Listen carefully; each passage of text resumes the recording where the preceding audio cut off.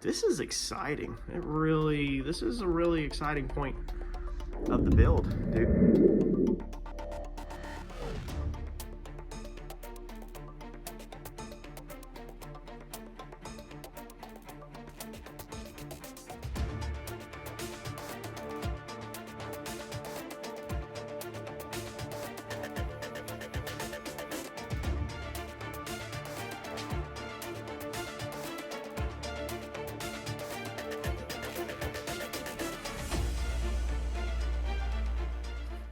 All right, so this is where this wheel tub gets extremely funky. So this back section back here, we're just drawing it straight over with a level.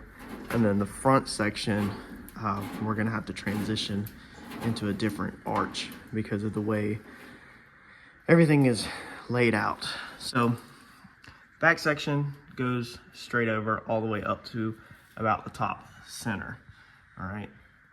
Then you can see we all of a sudden change our curve. So where this piece right here intersects with this outer piece, so we'll go from the bottom and see how we have multiple layers.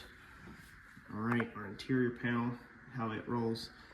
So where these intersect right here is where the angle changes. So we're copying this outer wheel arch, and I've took pliers and bent this at a rough 90 so we could spot weld to the bottom side of this from the outside.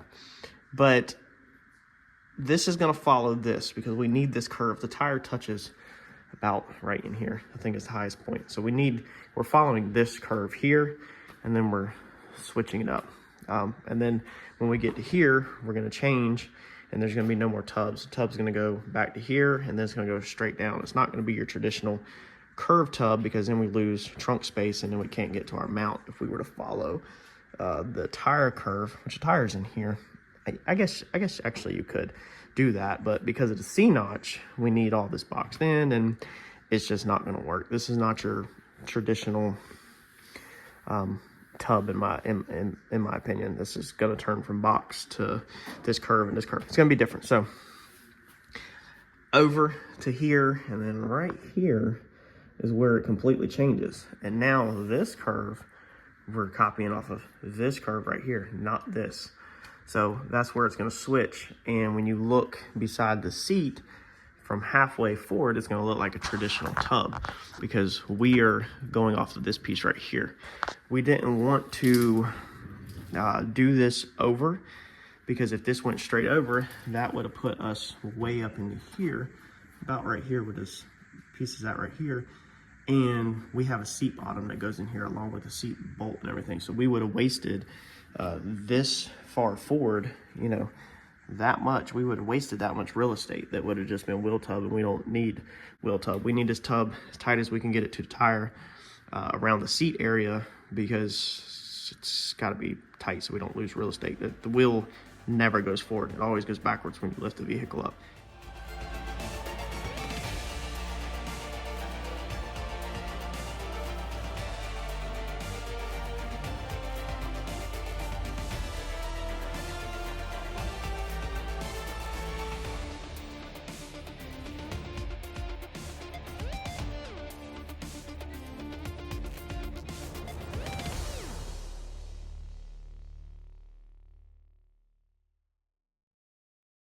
All right, so now that we have our lines, we want to straighten our lines out.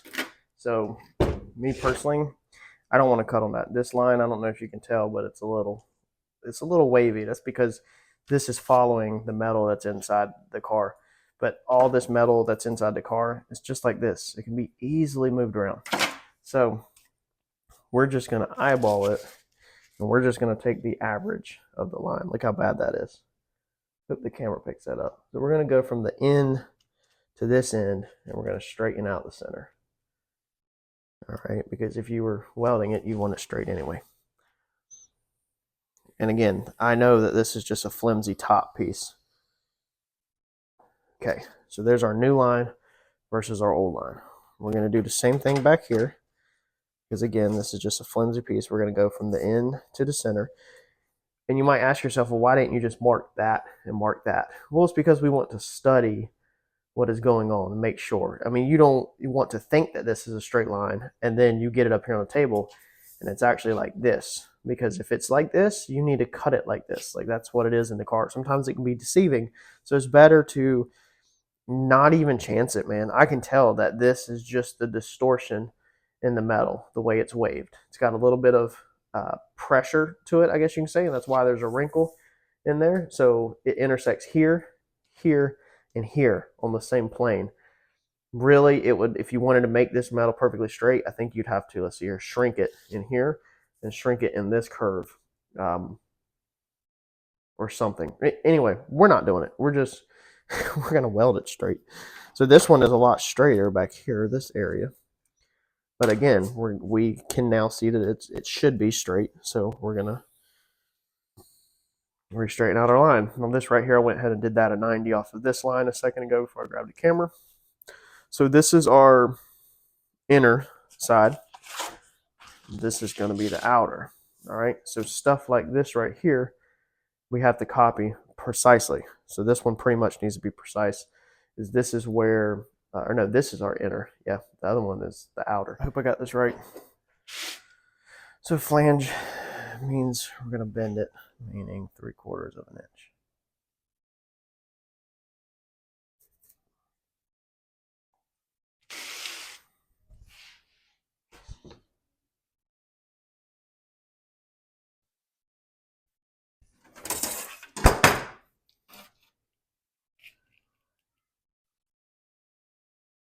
I'm not really excited about all the shrinking and stretching, but I guess it's a better outcome than just straight up welding, tacking a million tacks all the way around it.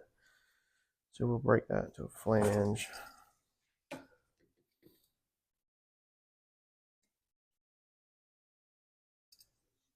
Cut all that. We'll just cut all that. We'll probably tack all that down there.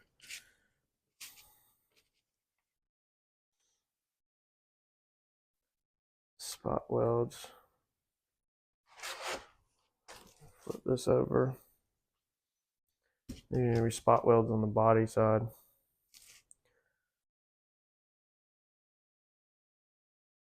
Probably pause and put the springs on our shrinker stretcher for this long of a run. On our pedals, I bought them the other week and just never installed them. All right, so let's get this cut out. All right, one little tip that works good for me. Not a marker I was using. I built a tray to put markers in and still don't do it. Is try to keep your cuts to a minimum. So not only did they make dust, as a previous user pointed out, and we're going to switch that to a pair of shears. It's just I'm too excited to work. I don't want to go buy tools.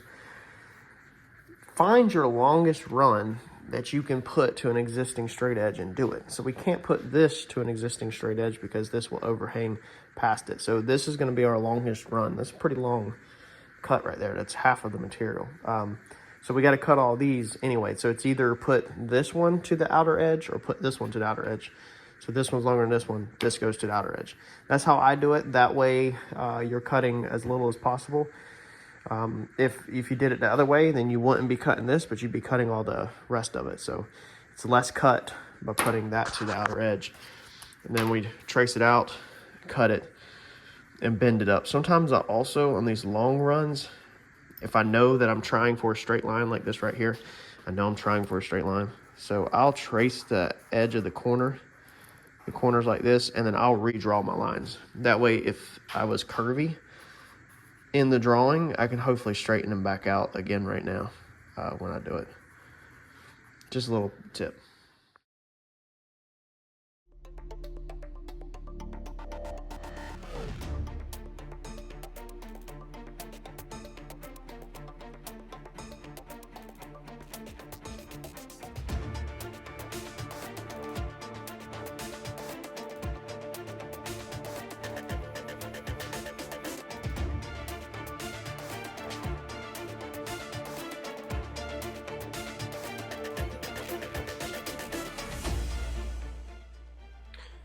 All right, so we were able to break this right here because there's nothing over here, so we could get this section in the break. However, we can't break this flange because we'd have to go all the way through here.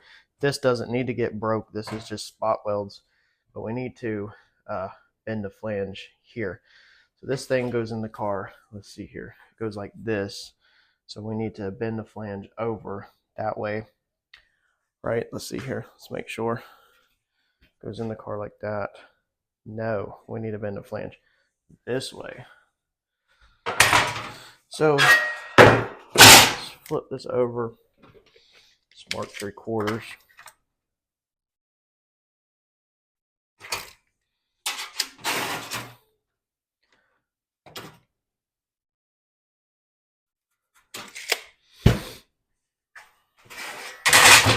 Let's open up this piece a little bit more right here so I can see what I'm doing.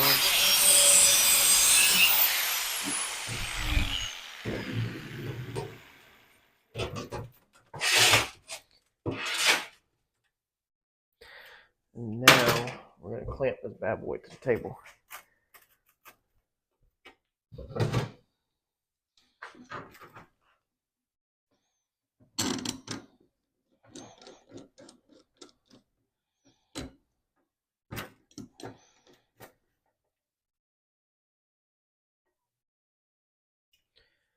All right, and then this side is at 3/4. Clamp this side to table.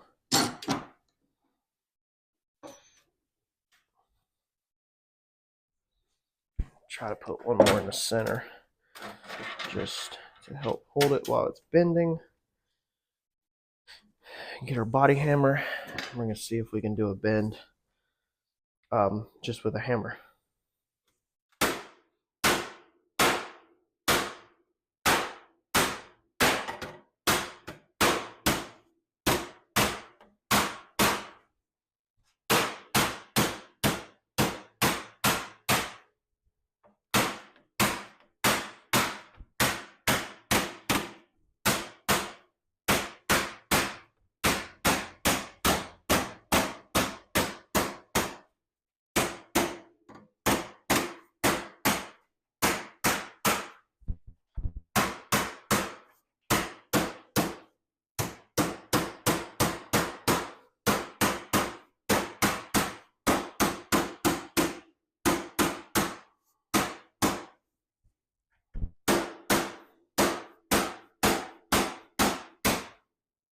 All right, so that didn't turn out too bad at all.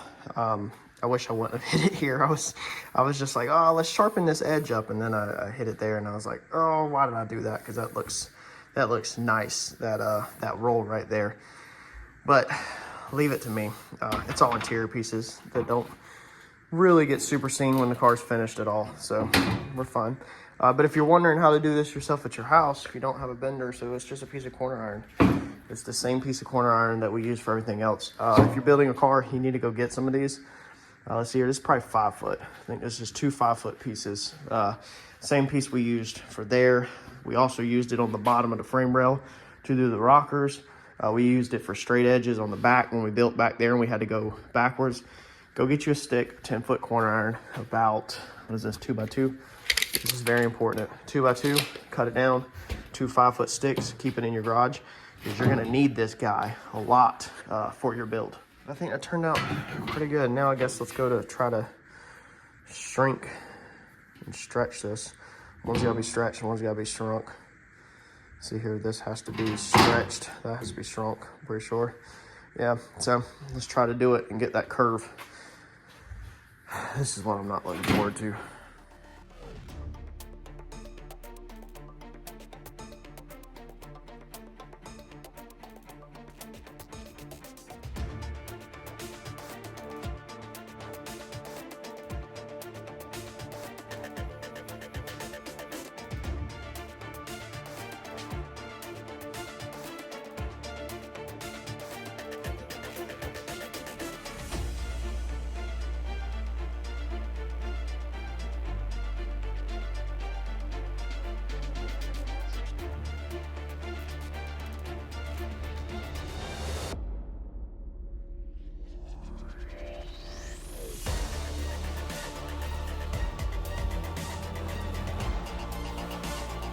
All right, so first pass, we're close.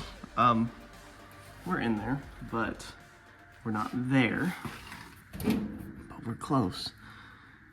You can see this awkward hump up right here. So I've traced it with a Sharpie where it needs to be. We need to take this inner piece back out and just curve that. That curve's not 100% right. Besides that, all the rest of it goes up fine. We need a little bit more shrinking from here that way. And then everything else looks good. Let's take that out. Let's fix that piece. Let's shrink this piece a little bit more. And then the next time we put it in, it should be solid, I think. And it's looking, first test up, first fit up, it's looking pretty good. That fitment right there is a million times better.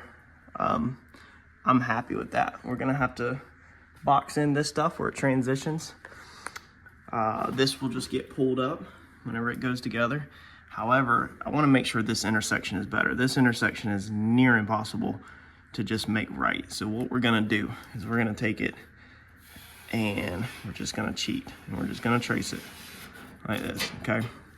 And this is why Clecos are so important, and also to be able to take stuff back out. And then we're also gonna go ahead, while we're in here on this flange, we're gonna bend this flange in, we're gonna cut this off also so it can clear that and relax a little bit better. So let's take this inner piece out and make that cut, make that bend, and put it back in. Look how big of a difference that piece was when we put it in there. That's more of a natural curve though that we have now because our metal is smoothly bent. So you can guesstimate it all you want, but when it comes down to it, you're still gonna have to trim to fit stuff, and that's why we use the Clecos. I can't ever win anything perfect. Nah, we'll be okay. But this corner gap right here, we're gonna have to just pull this thing together like that, and then start welding it up, and then we will just grind off the excess in the car. That corner right there is beautiful though. That'll pull right up together. And then of course I got that little slither piece right there to do. This is where you get to a point that you gotta start welding. We will reach probably about now where we're gonna need to start welding some of this stuff together to kind of figure out exactly what we need. We probably need to go ahead and weld this piece to here and then weld the tub maybe to this piece. That way the tub stays in place, and that way we can continue to maybe even weld in that piece, honestly. Yeah, probably should weld in that piece too. That way it goes all the way down to there. Maybe, probably, yeah. And then we'll just keep this pan removable, because like I said, we want to be able to work on the frame and do any welding that we need, but this tub needs to stay in place. This is also about the time where we need to go ahead and start finalizing our side panels and the design we want. I know we want some knockouts or cutouts in here, so we need to go ahead and probably figure that out, and then take it out, do the cutout. Uncle Mike was talking about a bead roll in it, and then cutting it, do all that stuff, and then that way we can put that back in the car, start welding that up, do a little prime weld through primer stuff from the inside of the panel. And before we do anything else, we want to keep it symmetrical. I don't want to get so far buried on this side that I forget what I've done with that side. But man, this is exciting. This is a really exciting point of the build, dude. Once that stuff starts getting stitched up, and we could put little patches in the areas that we boo-booed up. Remember, the whole inside of this car is getting that lizard skin, that rubberized undercoating. Once this car's done, everywhere. So anywhere we put little patch panels like that, you're not even gonna see it. By the time it's grinded out and covered with that rubberized undercoating, you won't see it at all. Yeah, y'all let me know in the comments what you think about where we're at and how we've got here.